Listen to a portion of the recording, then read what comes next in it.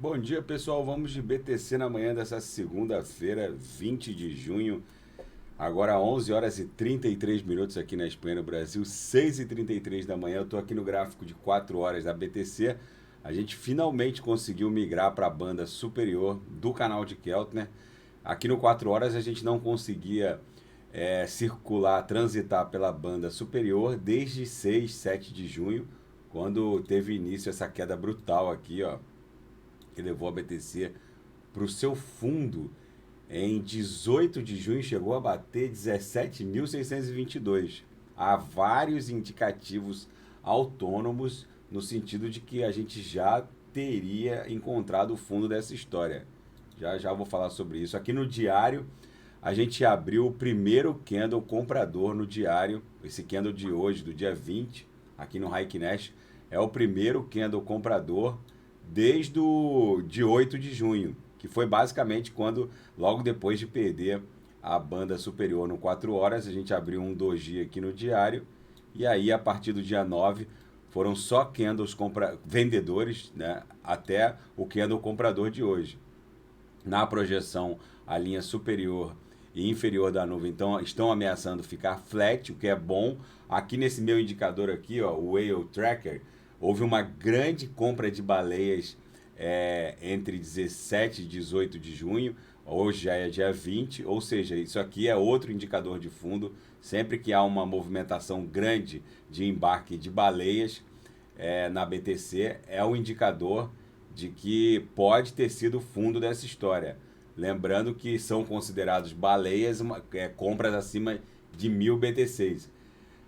No nosso gráfico da banda de VWAP mensal, a gente abriu aqui um candle comprador em direção à VWAP mensal. Lembrando que a VWAP mensal cedeu também, baixou, está ali em 25.300. A BTC não costuma ficar muito tempo longe da mensal. No nosso gráfico das VWAPs, mensal, semanal e anual, a anual segue ali em 35.600, 35.700. A gente deve buscar a VWAP anual já já, temporalmente falando, em termos de longevidade de afastamento da VWAP anual. A gente já avançou para mais da metade dos afastamentos anteriores em termos de extensão temporal. Ó. O último afastamento descendente demorou 74 candles de um dia. O último afastamento ascendente demorou... Aqui foi 74, aqui foi 64, e aqui a gente já está basicamente agora a gente fez 60 candles de um dia. Ontem 59, hoje 60 candles. Ou seja, a gente já guarda uma proporcionalidade em termos de longevidade do afastamento da VWAP anual. Lembrando que a BTC não fica muito tempo longe da VWAP anual, que é essa linha verde aqui, que está na altura de 35, 36 mil dólares. Gente, esse pânico que está se espalhando entre as CeFIs e DeFIs, em razão da exposição dessas instituições em relação a operações de terceiros, principalmente o DSPEG, né, do recibo de depósito da Lido Finance junto à Beacon Chain.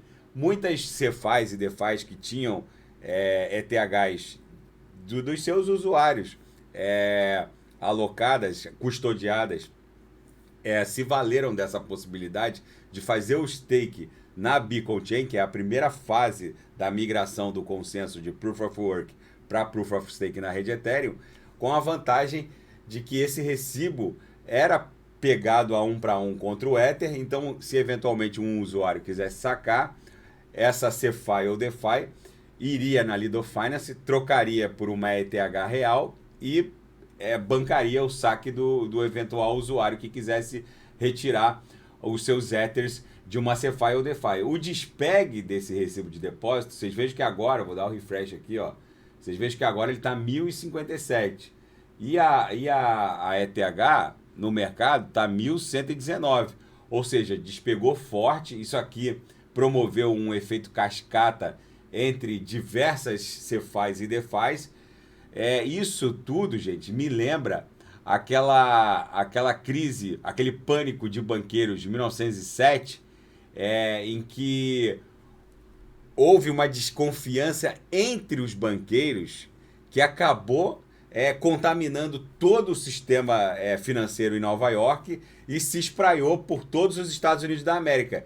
Isso lembra muito esse pânico, o pânico de 1907. Quem quiser ler mais sobre esse pânico, é só botar no Wikipedia aqui, o pânico de 1907. Foi um pânico de banqueiros. Isso remonta a essa crise, porque o que está acontecendo agora é que há uma aura de desconfiança sobre uma desconfiança recíproca entre diversas Cefais e Defais.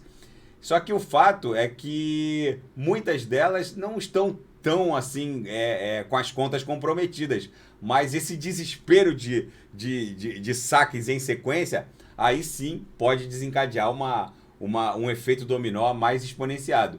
Mas o fato é que esse despegue aqui da Lido Finance mostra o quão perigoso é alavancar operações de terceiros. Lembrando que a Lido Finance ela é responsável pelo stake de mais de 30% de todos os Ethers estaqueados lá na Beacon Chain. Lembrando que a Beacon Chain é a primeira fase da migração do consenso de Proof of Stake para Proof of Work. Aí houve a atualização Hopstein, que acabou expondo uma instabilidade da rede. A Hopstein foi a fusão dos dois consensos de Proof of Work para Proof of Stake, só que ficou instável.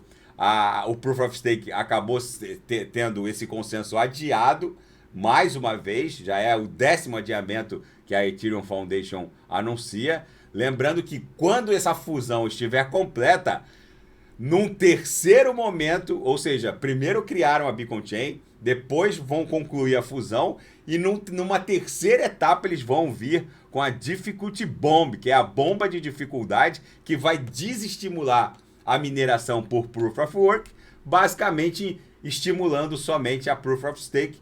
E é com a bomba de dificuldade que vai se criar a Ethereum Merge, que é a ETH 2.0, Proof of Stake, que todo mundo tanto aguarda. Mas o fato é que essa demora acabou deixando todos esses Ethers bloqueados sem prazo para desbloqueio, vamos colocar assim, e acabou gerando esse despegue aqui, que está criando um efeito dominó cascata sobre várias instituições criptos.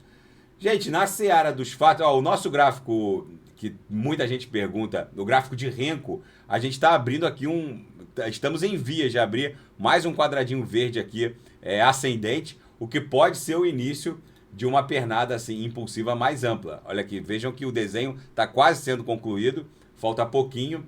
Na nossa grade de expansão logarítmica exponencial, deixa eu botar ela lá para vocês verem, a gente está perdendo aqui a última lower, muita gente está me perguntando, a gente está perdendo. É um evento excepcional que está acontecendo, mas como tem muitos indícios de fundo nessa história, e esse candle aqui que está perdendo, a plotagem dele só termina no próximo domingo, ou seja, tem muita água para rolar, pode ser que o corpo real dele retorne para dentro da grade. Vamos acompanhar. Agora, tem muitos indícios de que a gente já fez o fundo dessa história. Indícios autônomos, não é só a MM200 no semanal, a gente está com o Bitcoin Realized Price, que é o preço de compra de todas as BTCs dividido pelo número de BTCs em circulação, está sendo visitado, é um indício de fundo. Sempre que esse patamar é visitado, é um indício fortíssimo de fundo. E o RSI também no semanal. O gráfico parabólico, a gente está lambendo aqui essa parábola ascendente. Pode ser que isso aqui também indique um fundo, ou seja, há vários elementos autônomos no sentido de que talvez a gente esteja visitando o fundo dessa história. Na seara dos fatos, o bilionário Mike Novogratz afirma que a pernada para romper o último all-time high só vai vir depois do tapete regulamentar. Segundo ele, é preciso que esse hiato regulamentar que promove insegurança jurídica tanto nos órgãos reguladores como o SEC, e também insegurança para os holders e para as instituições também que eventualmente emitam tokens, como foi agora o caso da Binance, que sofreu uma investida da SEC, a Ripple, que está brigando nos tribunais com a CVM norte-americana, a SEC. Ou seja, sem o tapete regulamentar, segundo o Michael Novogratz, a gente não vai ultrapassar o último all-time high. Isso é bom porque bota muita pressão sobre o legislativo norte-americano. E agora a República Centro-Africana afirmou que vai embarcar no mundo cripto, tornando a BTC moeda de curso legal, a exemplo de El Salvador. Segundo essa reportagem, a República Centro-Africana tem a missão de ser o primeiro país da África a permitir a adoção generalizada da Bitcoin. Então vamos ver como isso vai se desdobrar. Já houve uma conferência em El Salvador com mais de 30 autoridades financeiras mundo afora, de países pequenos, muitos deles africanos, teve representação do Paraguai, muitos países caribenhos, no sentido de criar uma reserva cambial em BTC. Vamos ver como isso vai se desdobrar, é só o começo de uma revolução. E para Cameron Winklevoss, um dos gêmeos sócios da Gemini, são aqueles gêmeos que processaram o Mark Zuckerberg, alegando que eles teriam criado o Facebook, fundado o Facebook junto com o Zuckerberg e um brasileiro também. Segundo o Cameron Winklevoss, BTC a $20 mil é absolutamente irracional, porque o capital humano e tecnológico por trás de todo mundo cripto não se compara às correções anteriores. Simplesmente a quantidade de riqueza que trafega nas redes e a quantidade de capital humano e tecnológico aportado no mundo cripto torna incompatível uma cotação de $20 mil para a BTC. Bem, eu também concordo com essa afirmação do Winklevoss. E mais, eu reporto aqui no canal, há vários indícios autônomos de fundos. E a última notícia é que o governo russo criou uma blockchain para promover os seus pagamentos internacionais em substituição ao sistema SWIFT. Eu avisei aqui no canal que essa série de embargos financeiros contra a Federação Russa ia redundar em seríssimos benefícios para o mundo cripto. E agora o governo russo tem a sua blockchain para promover quitações transnacionais de divisas. Tá bom, pessoal? Fica esse registro da manhã dessa segunda-feira. É feriado em Nova York, nos Estados Unidos hoje.